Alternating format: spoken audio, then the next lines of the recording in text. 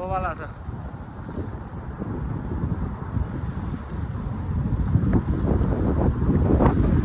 हामी चाहिँ मुस्ताङ हुँदै तल झर्दैछौँ कागबेनीमा।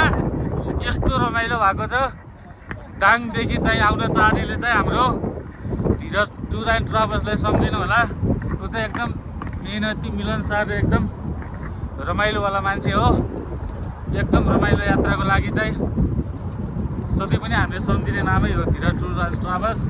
एकदमै रमाइलो यो इन्जोय हेर्नुहोस्। मलाई कति खुसी मिलेको छ भन्ने कुरा चाहिँ म टक्क त्यो वर्णन गर्नै सकेको छैन, त्यति मलाई खुसी मिलेको छ। हेर्नु न यो दृश्यहरू। जिन्दगीमा रमाउने हो, जिन्दगीमा कमाउने हो, कमाउने भन्दा धेरै रमाउने हो भन्ने कुरा चाहिँ आत्मसात गर्दै हामी चाहिँ हिँडिरहेछौँ, घुमाइरहेछौँ। एकदमै मलाई चाहिँ कति रमाइलो भएको छ भन्ने कुरा चाहिँ मैले व्यक्त पनि गर्न सकेको छैन। एकदम हावाले चाहिँ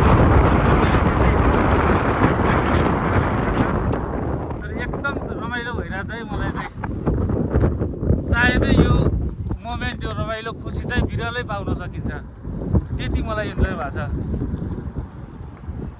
हामी चाहिँ अर्को गाडीमा पनि छौँ। पछाडि चाहिँ अर्को स्कर्पियो छ, अगाडि चाहिँ हाम्रो गाडी छ। एकदमै चाहिँ